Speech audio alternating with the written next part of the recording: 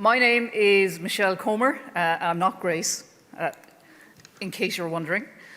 And I am a lecturer in archaeology and indeed the current head of archaeology in the University of Galway. Before we commence the session, just a little item of housekeeping. I've been asked to let anyone who was planning to go along to the George Ogan Memorial Lecture on the 13th of October. That has now been postponed. It will now be given on the 24th of November, so don't turn up in October. You'll be very lonely. The talk will be given by Murish O'Sullivan on Knockrow and the Boyne and a comparison between them. Okay, so take note of that. Not the 13th of October, it's now the 24th of November. Now, it's my pleasure today to chair this session at this year's conference. A conference that is using small and indeed hidden traces to explore both the tangible and less tangible elements of the past. So from the physical evidence of literacy and fine metalwork later this evening, to, as we've heard, experiences of trauma and smell, and just after lunch, music and taste. And of course, in this session, the use of microscopic, very, very small, and buried traces to paint bigger pictures. And that indeed is the title of this session, Traces of a Bigger Picture. So moving from the almost invisible to the macro or the big picture. As this morning, this session has two papers, and we will take questions for both speakers at the end of the second paper.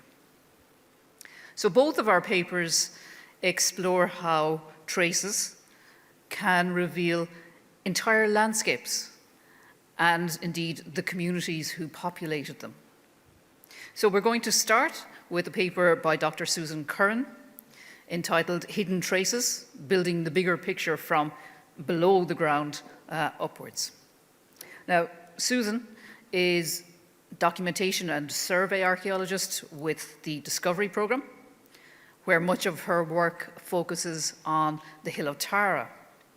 And of course, before joining the Discovery Programme, Susan worked as a geophysical surveyor in the commercial sector for several years.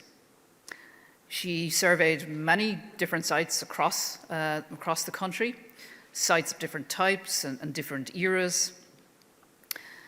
And her research interests include landscape archaeology, obviously remote sensing, so the use of geophysics and aerial laser scanning, the processing of all that material using GIS, and the general archaeology of early medieval Ireland.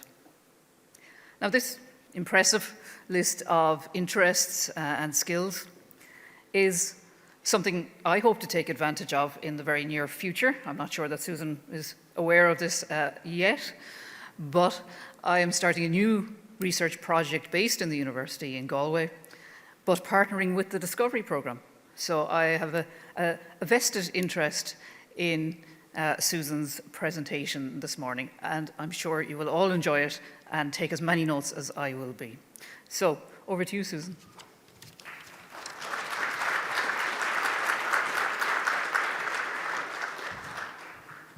Thanks, Michelle. You've put me on the spot now. So I'm going to talk to you about some of the hidden traces in the landscape. So I know the conference, we're talking about small traces, and some of these traces are actually quite large and quite substantial and quite numerous, but they're hidden and they're not normally visible above the ground to the naked eye, even when you're standing at an archaeological monument. And in Ireland, we're so fortunate. We have really significant, substantial archaeological monuments found throughout the countryside. You can't drive along one of our roads without seeing whether it's a ring fort in a field or, a castle in the distance or a round tower. And they're so representative of so many of the different time periods for habitation and activity that we've had on the island. But they're only part of the picture, because not everything is visible to the naked eye and not everything survives above the ground, and that's what I'm going to look at today. So even, for example, with early medieval ring forts, a lot of the time we have the banks and ditches. That's what we see. We see a circular bank in a field. We know it's a ring fort. We know it's probably from the early medieval period. But what we don't see are the structures that would have been within that. So the houses that people lived in, the workshops, the hearths, the kilns, the animal shelters. All of that is still there, as we sometimes find through excavation, like that spectacular excavation at Deer Park Farms, where we found the remains of some of the post and wattle walls of the houses within the ring fort structure.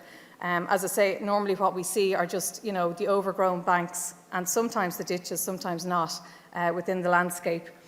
And there's things like temporary structures as well. I love to think of this as early medieval barbed wire with your hawthorn, to keep animals out or to keep animals in a particular section. But fences and structures that would have been moved, depending on the requirements or needs at the time. And if you can see in the picture there, it's only small kind of post or stake holes that they would have been placed in the ground. So while we may find traces beneath the ground if we excavate, you're not going to see that if you're standing in the field. So we lose all of that evidence just over time, with things like that are kind of ephemeral within that landscape. And I mean, the processes happen naturally. Ditches, even substantial ditches that could be meters deep, just gradually silt up over time. Banks erode, stone structures are robbed out and the stones reused in later buildings. So it's all just kind of a lot of the time a natural process that then eventually, 600, 700, 800 years later, you've absolutely no idea what went on beneath the ground in the empty field you're standing in. So the methods that we use come under the umbrella of remote sensing.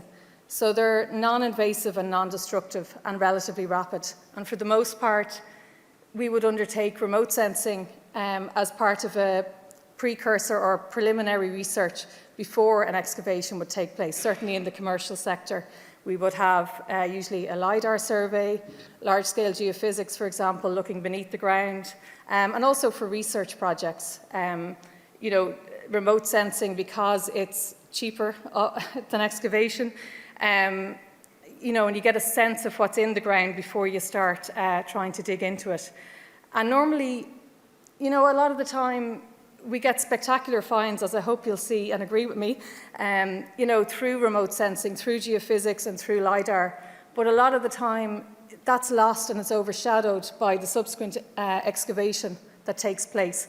Because obviously with the excavation, we get physical things, that we can hold and see and start to understand. But I have a captive audience, so I'm delighted today that, to show you some of the things that we can find and the bigger picture that we can start to build through using remote sensing. So here, this is an image from, this was a project, the Cherish project was a collaborative project between the Discovery Programme, the GSI and the Royal Commission in Wales, and it was to explore the effects of coastal erosion and climate change on coastal archaeological sites. So, and one of those outcomes was to create a toolkit, as to how you'd approach investigating, recording and managing those particular types of sites. But I think this image gives a really good overview of all the different types of non-invasive, if you ignore the excavation people down the bottom, it gives a really good idea of the scale and range of remote sensing techniques that we can use in order to examine a landscape. So what I'm going to talk today about mainly is surveying from the air, so airborne laser scanning. We'd know it probably more commonly as LiDAR. UAV survey, so that's survey with drones. And then from below the ground, geophysical survey, mostly magnetometry and earth resistance. So I'm going to give you like a really brief introduction just to explain those techniques, and then I'll look at a few examples of some sites where the combination of different approaches has been able to shed some light and build up that bigger picture for those particular sites. So aerial survey is giving us traces on the ground. So things like crop marks, And as you can see here, this picture of the hill of Tara, we would generally try not to get the plane in the picture, but just to give you an idea kind of the angle and the scale and the height that you're at when you're taking an aerial photograph. So these are oblique photos, they're at an angle, and they're brilliant, as you'll see later on in the presentation, at showing up different types of crop marks and different types of archaeological responses. I think we'll all remember, the drought a few years ago when all of the different features started to emerge with the dry summer that we had with those crop marks. So aerial survey, really common and has been underway really since the 30s and probably earlier as a really important tool in archaeological research. UAV survey is kind of newer into the system. We can also take those oblique aerial photographs, so we're still getting, not from the same height, but we're still getting those same types of photographs and videos of archaeological sites. And they're really brilliant for trying to understand a monument within its wider landscape context. So you're not just, when you're on the ground, you're looking at the castle, but when you're up in the air, whether it's in a plane or you're flying a drone, you get that wider kind of setting within its landscape, and to see what's near it and how it might relate to other monuments and other features in the landscape. So, as I say, we can take the oblique photos, but what we also do with the UAV survey is to take overlapping vertical photos. And these can be stitched together to produce like a 2D or 3D landscape model, much like LiDAR, as we'll see next. So you get an overall picture of the site, but then you can also do different visualizations, which will bring out that kind of 3D nature of the site to try and understand where all the, for want of a better term, humps and bumps and different potential archaeological features might be within that landscape. So again, this is finding features that are above ground, but they might be really minute traces that we couldn't see with the naked eye.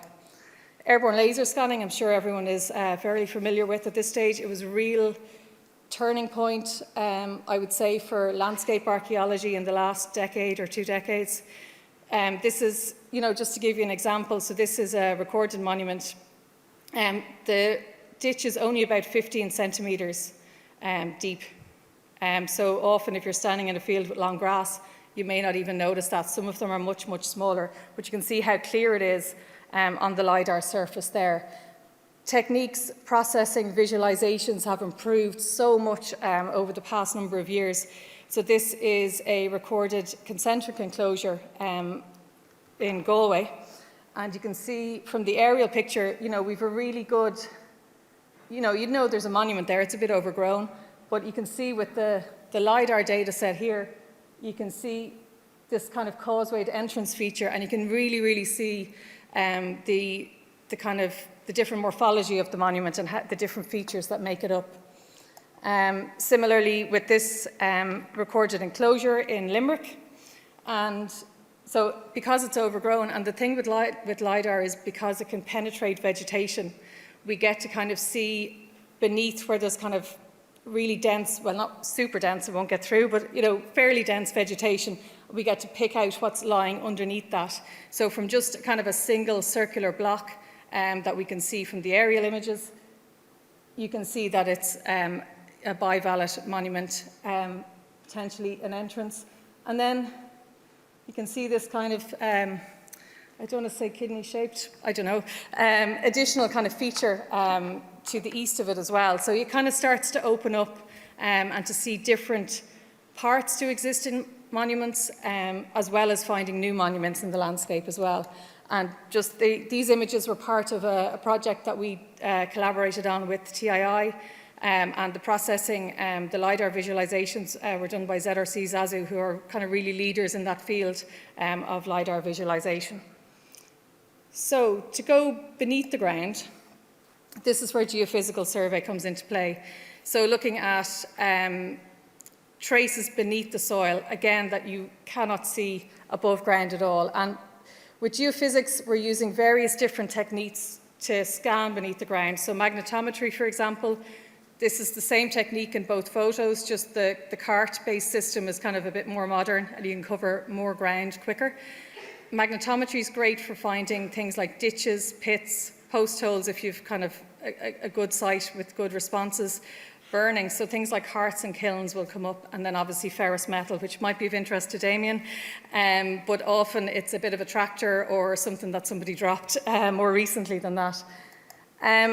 Earth resistance then is another technique where we use this equipment here, where you place it in the ground and it sends an electrical signal through the ground and measures the resistance to that electricity. So things like buried stone walls, stone floors, rubble, anything like that will be highly resistant. So again, we get that contrast, and it's really useful for finding old stone structures, buildings, that kind of thing as well. So what we normally do is use a combination of techniques, because that's really where you get the most benefit. And not everything, you're not going to find everything with geophysics, because some archaeological features beneath the ground won't have a magnetic response, for example.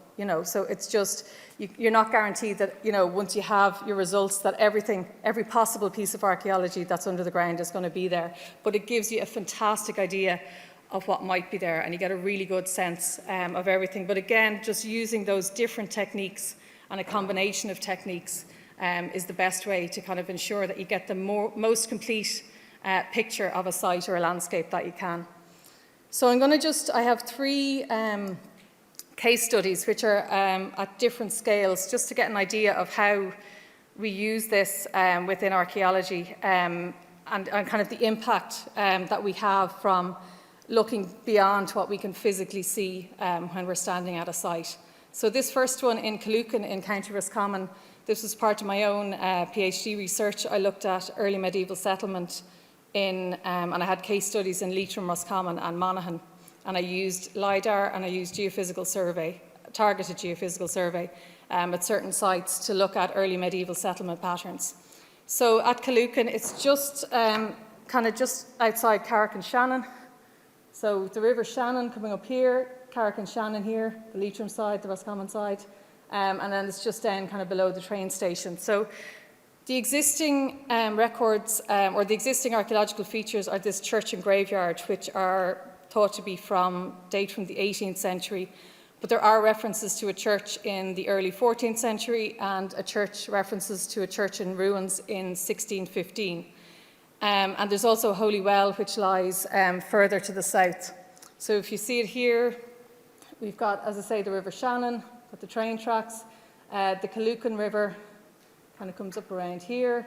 There's a much later mill and mill race there, but I'd be suspicious that if there's a mill race there a bit later, potentially could be one a bit earlier as well. The ecclesiastical enclosure that I've listed is a bit of a spoiler, because it's one of the things that we identified, or that I identified during the survey. So when you're going into this project, it's kind of, especially for a research project, if you're going in commercially, you're usually going into a blank field to see what is there. But for a research project, you're going in because you have an idea that there might be something there. And for this early medieval ecclesiastical sites, there's certain markers that you would look for. And the place name, Killucan, is one of them. So having that Kill place name is usually a key identifier that you could have an early medieval foundation there. The Holy Well being nearby, it's only about 1 kilometre or so south, I think, if even. Again, is another key one. And then I know the existing church and graveyard are kind of a bit later, but it shows, there's an ecclesiastical foundation there at that point, so there's potential for one to be earlier. And for early medieval foundations, this is an image of Nendrum, which is kind of the ideal, I suppose. They don't all survive like Nendrum, but the idea is that these early medieval sites would have 3 enclosures. So your central enclosure is the holiest. It's for the monks and the religious staff, I want to say, who the founders of the site and those who run the site, basically. So that's the holiest section. The middle section is for slightly less holy people, lay people, but still very much involved and worthy, of being close to that inner sanctum. And then that outer section then is for pretty much anyone else, I think, who wants to be associated with the church, but isn't worthy enough to get into those inner areas as well. So a lot of the time, these But not all churches would have had 3 enclosures, and they'd normally be demarcated by maybe a bank or a ditch, or sometimes a stone wall. But a lot of the time, because later churches came to be built on top of them and the sites were reused in the medieval period and later, sometimes, your existing church and graveyard that you have often will kind of demarcate where that original inner sanctum might have been. Sometimes you're lucky enough to get that second outer enclosure, and quite probably not all of them would have had a triple enclosure anyway, maybe some of the more significant or important ones. So when I was going in to do geophysics at Killucan, these are the things I had in my mind that I wanted to try and locate with geophysical survey. Sometimes the first thing you notice is that sometimes the traces are hiding in plain sight. So we've a lovely curved field boundary here. So the river is actually, Killucan River is coming up this way. We've a lovely curved field boundary here, and I'm always suspicious of a curved field boundary. If you have a look at the picture, the image again, before the road went through the centre of it, you really get a sense of that being kind of a discrete piece of land. This is the existing church and graveyard here, road up here, and as I say, the river coming down the side there. And especially when you look at it on the historic maps as well, it's much more of a coherent piece of land. And again, always suspicious of a curved field boundary. It suggests that, maybe potentially this could have demarcated that original middle or outer boundary of that ecclesiastical enclosure. But that's just a theory at that stage. Looking at the LiDAR data, there's a couple of interesting things on that. So this is some of I used TII data that didn't have as high a resolution, but when we did the TII project, I was able to produce this much better image of the site. So you can see the existing church that's there that you saw the photo of a minute ago. It's about 18 metres by 6 metres and orientated northeast to southwest or thereabouts. But if you notice that rectangular structure there that appears on the LiDAR, similar orientation, not exact, but similar orientation and just slightly bigger. And if you look on the ground, so that tree there is coming from where the arrows start, there's nothing. There's that is flat, that part of the field. There's absolutely nothing visible there. And I spent about 2 weeks there, and there's nothing visible on the ground, even in short grass.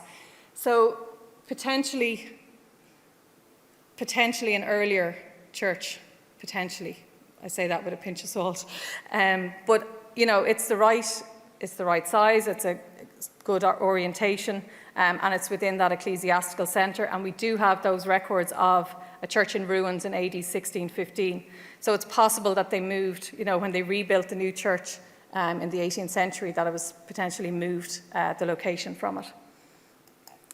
So next up, the geophysical survey. So the magnetic survey is the picture at the top, and the resistance survey is at the bottom there.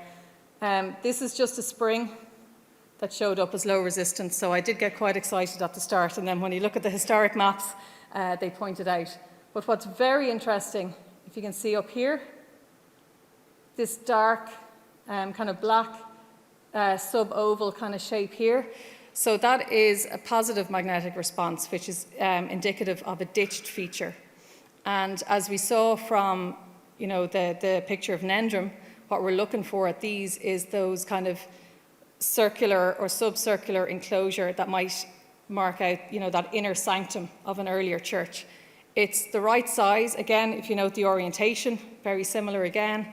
And there's definitely some responses within the centre of it that could indicate a structure or structures, definitely features within the centre of it as well. So that was a really, really exciting find. If you see here as well, very little on the resistance survey, and that's why we try and use multiple techniques, because in different soil conditions, different ground conditions, different geology, if I had just done resistance there, I would have found nothing and thought, okay, there's nothing here. But with the magnetic survey, this is a really, really interesting find. The other interesting thing here is if you can see this curvilinear kind of dark line here, again, further evidence of a ditched feature, which is what I'd be looking for if I'm looking for that outer enclosure. You can see here, this is a field drain, so again, not to get excited about, but this white line here is low resistance, which for a resistance survey, low resistance is often indicative of a ditched feature as well. It's in exactly the same location. So I have two strands of evidence telling me that we have a curving ditched feature here. And if we look at it in line with the road boundary, it kind of comes down very nicely in terms of that. So when I digitized it, you get a sense here. That's the evidence for that potential inner enclosure, and then you've got evidence for that potential outer enclosure here. So that outer enclosure, I don't have the best memory in the world, but I think it was about 200 metres maybe a bit smaller. And that inner enclosure, I think, was about in and around 50 metres, I think. I did check it again last night, but it's completely gone out of my head. But they basically would be consistent with what we're looking for those inner enclosures. So if we place it just in line with the site overall, you get a sense of how it fits. And I did do a further survey up here. The ground was very, very disturbed because of when they built the roads. But there is a very slight kind of curving feature here. So this is just a very rough interpretation of how it might have looked. And you can see that kind of potential inner sanctum for that original ecclesiastical site, probably from the 5th or 6th century, located kind of more or less in the centre of it as well. And it happens a lot. You know, I'd had a couple of sites in this research where it wasn't a full kind of circular enclosure because it was bounded by a river on one side. There's another great site, Tumna in County Roscommon, which is on the Boyle River. And again, it seemed that one side was, you know, demarcated by the river as well. So I don't know if that's, I need to do a bit more work to see if that's just a regional thing, or is that just across the country when there was a river on one side, you know, you kind of just did your partial enclosure because you didn't need to do the full thing. So that's just to give you a sense kind of on one site, one small site, the impact that it can have and how much more of that early picture, you know, bringing it back from the extant ruins, which are from the 18th century, back down to a possible 5th, 6th century evidence for activity at the site. The next one I want to talk to you about is Dunmanogue in County Kildare. So there are excavations undertaken here in the early 1980s, and there was evidence found which dated to the 13th and 14th centuries AD. So it's recorded as a deserted medieval settlement, and there's various records of it. The only thing that's on the ground now is this graveyard. And I should say this was undertaken as part of a wider project, as part of the Heritage Council's Adopt a Monument project with Castledermot Local History Group as well. So this is just part of the project, is to kind of see and understand a bit more about Dunmanogue. So so this graveyard is what's there now, and where the trees are there is part of where the church is still standing kind of underneath that. So to have a look at the landscape, we've the church, so that's our existing church and graveyard. You have the road coming down here, I don't know if it's that way. Deserted medieval village, the red dot is here. And we've there's a couple of moated sites out here, which again would probably be linked to the same period, so potentially contemporary, but not necessarily, but certainly points to the possibility that any kind of medieval activity might have kind of spread out beyond that church site. You can see on the historic maps as well, this is the church, the graveyard that's marked. You can see it's kind of got a very straight edge to the northwest there in the 6-inch mapping. And then in the 25-inch mapping, it's kind of curved a bit. And I'll show you, we can see evidence of that as well. And if we look at the field systems, and again, this is over a 70-year period, kind of looking at the field systems between the different OS maps. So the first edition 6-inch map in yellow and the third edition in blue. So again, you can see these traces of how the approach to agriculture changed in just 70 years, and also compared to how it is today as well. So now that kind of dark green field, that's just one big field, but you can see all of the different changes that took place over time. And there sometimes some of the traces of those field patterns we'll find within the geophysics, sometimes in the LiDAR, but the historic maps are such a great resource for finding those kind of intangible traces of activity within the landscape as well. But the real, so we had the excavation, so we had physical evidence for a 13th, 14th century activity, but the real huge kind of, I want to say turning point again, but was Gillian Barrett did a 10-year campaign of aerial survey in Ireland, and Dunmanogue was one of the areas that she flew over. To give you an idea of, these are the different kinds of sites that were discovered over the course of her surveys. You can see the aerial photography column there. There's several different types of crop marks that were identified and added to the archaeological record over that period of time. And you can see this is her kind of post-survey sketch of Dunmanogue, the evidence she found at Dunmanogue. But I suppose there's no better way than to show you the aerial pictures. So this obviously is our extant church and graveyard. And you can see extensive crop marks within that field that holds the church and graveyard today. You can see it extending. This is not pirate's treasure. It'd be fantastic. X marks the spot. You can see this is actually the Cork to Dublin gas pipeline. You can see that trace there, and that's why the excavations were undertaken in the early 80s as well. But you can see crop marks extending up into that northern field as well. And you really get a sense of the scale of hidden evidence at Dunmanogue. These were taken in the late 80s, in 1989, 35 years ago. These were taken, and when we went and did the geophysical survey, they're so important. And I think, that those past aerial surveys, it's really important that we maintain them and we maintain access to them, because you just don't know when you might need to look back through the record to look for evidence on a particular site. And the thing with the aerial photography and the crop marks is it all depends on the time of year. You could fly it again this week and you might see nothing. But the time that Gillian, because she did that kind of long campaign of aerial survey, she was able to fly systematically and record it at different times of the year, and then got these incredible results. So coming into the Adopt a Monument project to do the geophysical survey, you kind of feel there's so much there already. Are we going to be able to find more? We also did a UAV survey to build up, as I say, the kind of overlapping vertical images to build up that kind of 3D model of the landscape. So you can see the overall ortho photo there, and then we can do visualization. So you can see with the graveyard, and I should say the Castledermot, the local group undertook vegetation clearance of the graveyard, which was monitored by an archaeologist. But they undertook clearance of the graveyard, which meant that when we did the UAV survey, we were able to get really, really high resolution clear data. You can even see so clearly the steps that you climb over to get into the graveyard. This would be where the church remains are. You can see different headstones. You can also see this line here where that northern boundary was straight in one of the historic maps, and you can see how it's been modified to what it is today. So again, there are just more traces of different activity and different changes that have happened at a site over the years. So it was just fantastic. And you've that ditched feature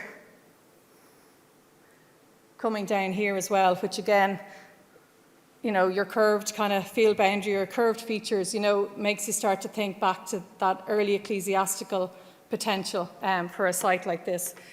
So we did the geophysical survey, and there's a lot going on at Dunmanogue.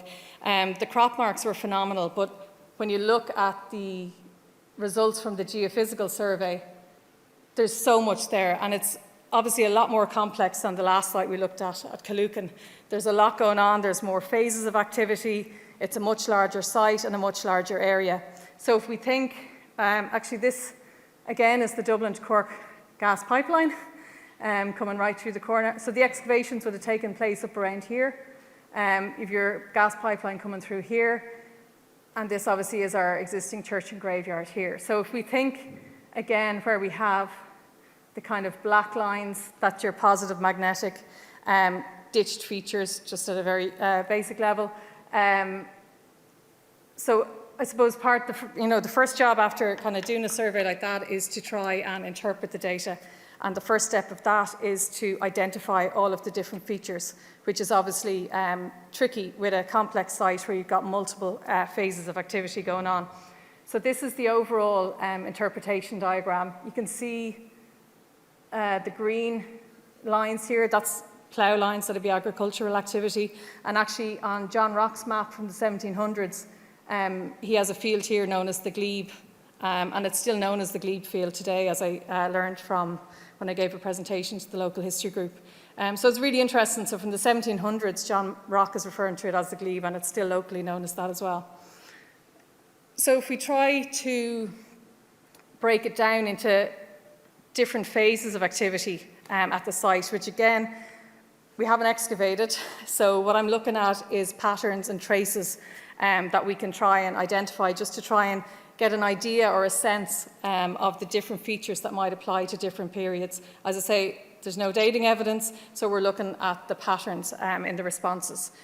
Obviously, the 19th, 20th century, we've agricultural evidence, and you can see some of those early field boundaries that we saw on the historic mapping. And those boundaries would have impacted on archaeological remains as well. People loved to, just kind of claim a bank and kind of build that into their field system.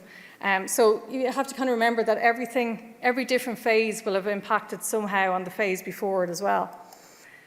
The medieval period is where it gets really interesting. And, we know it's recorded as a deserted medieval village. We have the crop marks, but what we're able to do with this, and again, just to think about what you're looking for.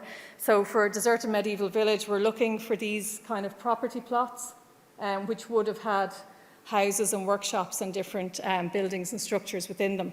So we definitely have one, I think, up here. There's another one here, another one here, and probably one here, but it's got a bit changed over time. What I was quite excited by is that I think we have the southeastern limits of the deserted medieval village, and that's really important because in looking at that, we kind of know then, okay, so if we want to find the rest of it, we need to go north and west. It looks like there's a possible entrance gap here, and I think there's some evidence that shows that we could have a roadway coming down here through the centre, with the property plots then on either side. So obviously that's all working with the graveyard that was probably there from the time before it. And that's where it was quite difficult to try and identify where the early ecclesiastical enclosures might be. I'd say I chopped and changed 5 or 6 times or more in trying to identify which curved features might relate to that particular period. But we have an inner enclosure which measures about 112 metres by 92, which is quite big for that inner sanctum. It should be much smaller. So it's possible that that existing graveyard might mark the location, but again, it's not quite centred. So I think there's a bit more investigation kind of needed there to figure out where exactly that inner sanctum might have been. So just really briefly, because I'm running out of time, the Hill of Tara is a project I'm working on at the moment with the Discovery Programme in conjunction with the National Monument Service. So it's to collate geophysics, aerial survey, LiDAR has all been conducted by the Discovery Programme and others since 1992. And it started with Leo Swan's aerial survey in 1975, which identified several new crop marks showing potential new monuments that hadn't been recorded previously at the Hill of Tara. So, as I say, since then there's been over 30 years of research. My job was to collate all of that research, to pull it together, and then to go through and identify all of the different features and potential monuments that have been that are at Tara. So, just to show you some of the LiDAR survey and the different visualizations. You can see the plough lines on this, I think, are really interesting because The Hill of Tara is such an iconic, ceremonial, spiritual place, but for a period in its time, we have traces of the agricultural activity that took place there, and pretty much all over the site. You can see different visualizations will pull out different features, and hopefully you can see those smaller ones there.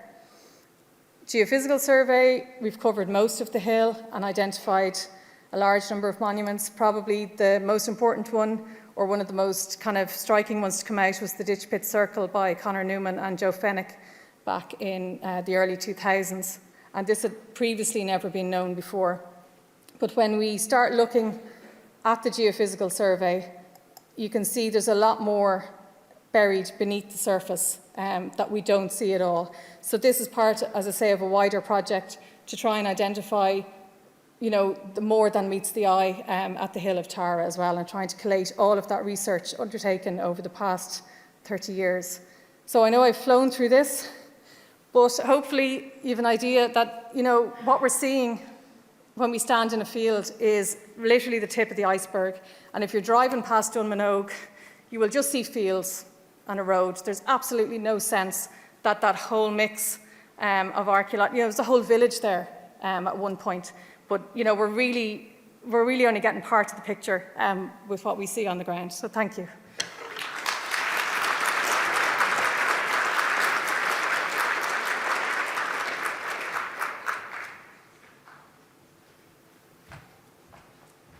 Thank you so much, Susan, and sorry for rushing you through the end of it there. I suspect we could have another full lecture easily on the work on the Hill of Tara.